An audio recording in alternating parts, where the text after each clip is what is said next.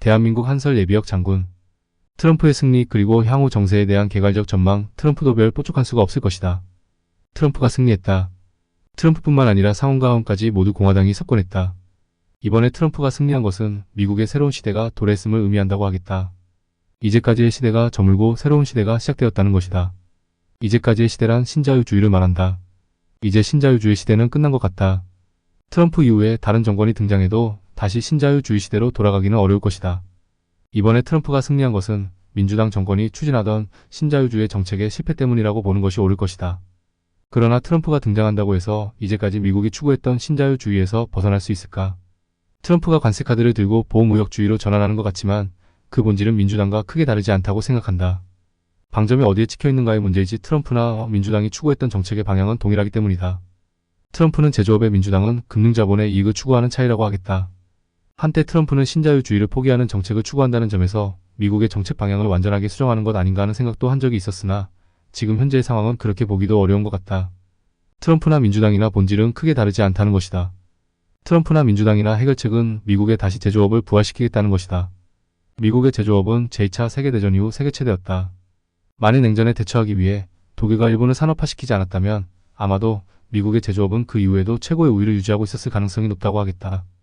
소련에 대응하기 위해 패전국인 독일과 일본을 다시 산업화시켰고 종국에는 독일과 일본의 도전으로 미국의 제조업이 경쟁력을 상실한 것이다. 미국은 플라자 합의로 일본을 주저앉혔다. 미국은 제조업을 다시 부활시키는 것을 포기하고 오히려 제조업을 외국으로 내보내고 운영의 효율성으로 이익을 추구했다. 중국이 값싼 노동력으로 세계의 공장이 되었고 미국은 부가가치를 거두었다. 미국의 금융자본은 최대의 이익을 거두었다. 중국이 커지니 미국은 중국을 일본처럼 주저앉히려고 했지만 실패했다. 미국의 금융자본들은 부가가치를 찾아다녔고 그 대상으로 삼은 것이 시리아와 이라크의 석유, 우크라이나의 식량, 코카서스와 중앙아시아의 에너지라고 하겠다. 우크라이나 전쟁은 코카서스와 중앙아시아에 대한 영향력 확대와 함께 중국에 대한 견제를 통한 제2의 플라자 합의 그리고 러시아의 자원에 대한 통제력이 아니었나 추정할 수 있을 것이다. 이와 함께 미국은 첨단 산업에 대한 제조 역량을 다시금 확보하기 위해 한국과 대만의 반도체 공장 및 배터리 제조 역량을 미국으로 옮기려 하는 것이 아닌가 한다. 한국과 대만은 안보를 미국에 의존하고 있기 때문에 가장 다루기 쉬운 상대이니 미국은 용이하게 자신의 계획을 실행할 수 있다고 생각했을 것이다. 트럼프는 미국의 제조업을 부활시키기 위해 할 수 있는 모든 수단과 방법을 가리지 않을 것이다. 트럼프가 전쟁을 하지 않겠다고 하는 것은 평화를 위해서는 다행이지만 한국과 대만 같은 국가에게는 상당한 위기를 초래할 가능성이 높다. 에너지와 식량을 장악하려면 지정학적 패권을 장악해야 하고 그에 따른 위험을 감수해야 한다. 제조업을 외국에서 끌어들여 오는 것은 상대적으로 쉽다. 한국과 대만은 안보 문제로 위협을 가하면 어렵지 않게 공장을 옮겨올 수 있다고 생각할 것이다. 한국이나 대만이나 미국의 이런 압박에서 벗어나는 길은 안보위기에서 벗어나는 길이다.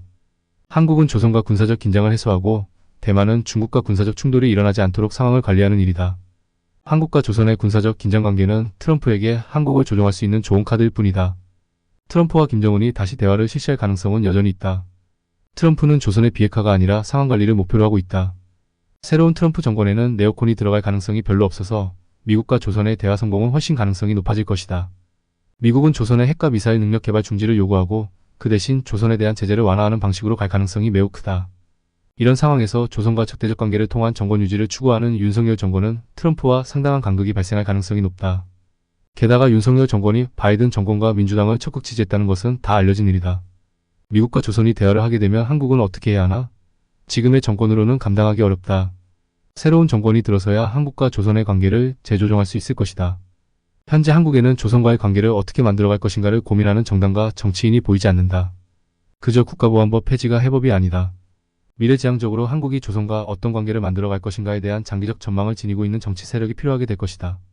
대만은 독립을 하는 것보다 중국과의 특수관계를 유지하면서 군대와 외교권을 보유하는 자치공화국과 같은 지위를 유지하는 것이 훨씬 유리할 것이다. 미국은 중국이 대만을 무력으로 침공하더라도 대응할 능력이 부족하다. 현실은 현실이다. 트럼프 당선 이후 젤렌스키는 즉각 꾸르스크에서 철수를 명령했다고 한다. 우크라이나는 트럼프 집권 이후 지금과 같은 지원을 받을 수 없을 것이 명확했기 때문일 것이다. 향후 트럼프가 어떤 정책을 취할 것인지 시금석을 보여주는 것은 바로 우크라이나 전쟁이라고 생각한다. 지금의 상황은 트럼프 생각처럼 전쟁을 종식시키기 쉽지 않다. 그동안 미국은 너무나 많은 자원을 투입했다.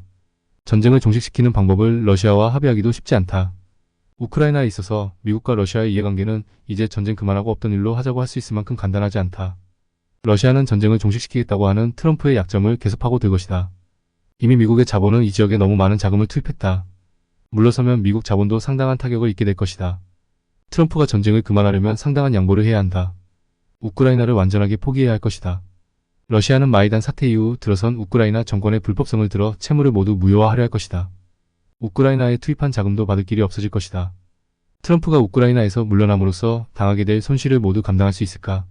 러시아는 여전히 우크라이나에서 전쟁을 계속할 것이다. 트럼프가 들어서더라도 우크라이나 전쟁을 종식시키기는 어려울 것이다. 서아시아 상황도 녹록치 않다. 트럼프는 서아시아에서 시아와 순리를 갈라치는 정책을 추진할 가능성이 높지만 이미 그런 구도는 실패했다. 더 이상 아브라함 협정은 가능하지 않다. 트럼프는 이스라엘을 지지한다고 강력하게 주장했다. 이란은 이미 사실상 핵무기도 보유하고 있다고 보아야 한다. 이런 상황에서 트럼프가 할 수 있는 것은 무엇일까? 트럼프가 시리아와 이라크에서 물러나면 그 다음은 이스라엘 차례가 될지도 모른다. 지금 미국은 대통령이 바뀐다고 해서 정책 방향을 바꾸고 새롭게 출발할 수 있는 상황이 아니다. 마치 고르디우스의 매듭과 같아서 도무지 풀 수 있는 방법이 없다. 알렉산더 대왕처럼 칼로 잘라버리면 되겠지만 그렇게 되면 미국은 세계 무대에서 완전하게 철수해야 한다. 그렇게 되면 미국은 마치 대서양과 태평양에 갇힌 지역 강국으로 전락하고 만다. 미국은 그런 위상 추락을 감당하기 어려울 것이다. 트럼프가 들어서더라도 지금의 상황에서 크게 벗어나기 어렵다는 것이다. 2개월간 여전히 바이든 정권이다. 그 사이에 미국이 무슨 짓을 할지는 아무도 모른다.